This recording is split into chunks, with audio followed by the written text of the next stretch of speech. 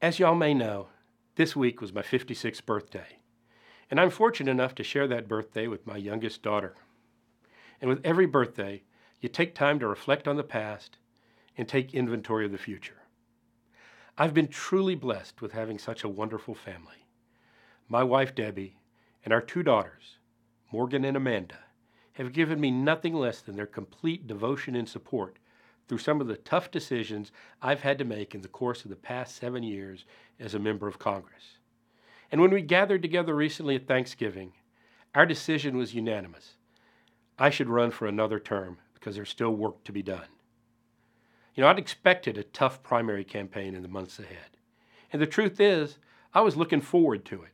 I wanted the opportunity to explain myself and the broken system in Washington that, in many ways, has left me in the position I'm in. I welcomed it so I could address some of the concerns and discuss ways I hoped we could make America better for everyone.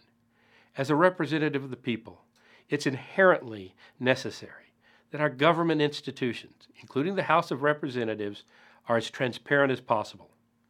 I did not create the broken system we're working in, and I want to change it.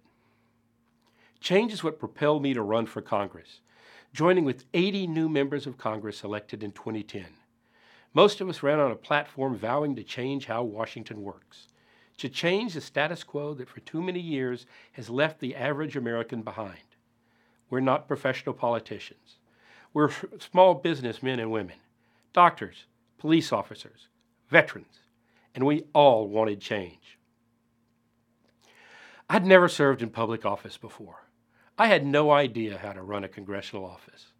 And as a result, I allowed a workplace culture to take root in my office that was too permissive and decidedly unprofessional.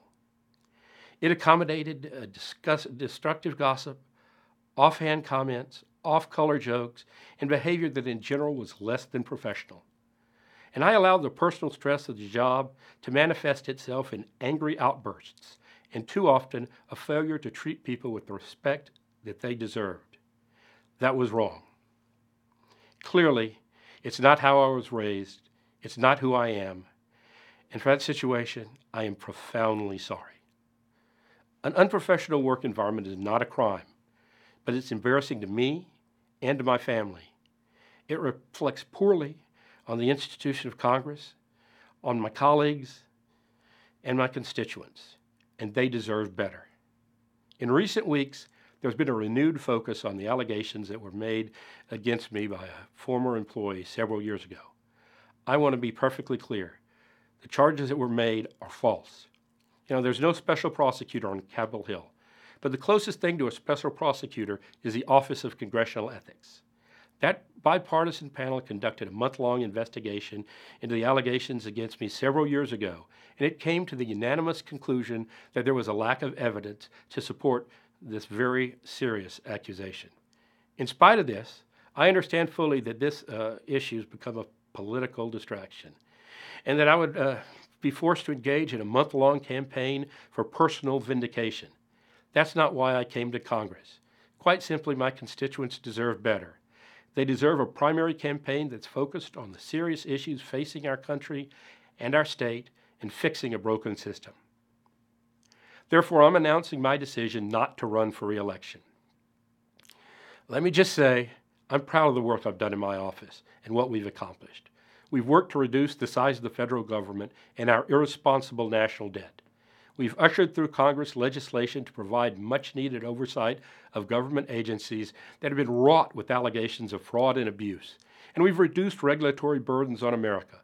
We fought to lower tax burdens on our constituents and fought even members of our own party to ensure Texas received the proper amount of disaster relief funding. The work continues on all of these issues, and I intend on devoting the remainder of my term to working on them. I am resolved over the coming days and weeks and months to institute meaningful changes in my official office. I owe that to everyone, my constituents, my family, and this institution. To my wonderful family, thank you for being there for me always.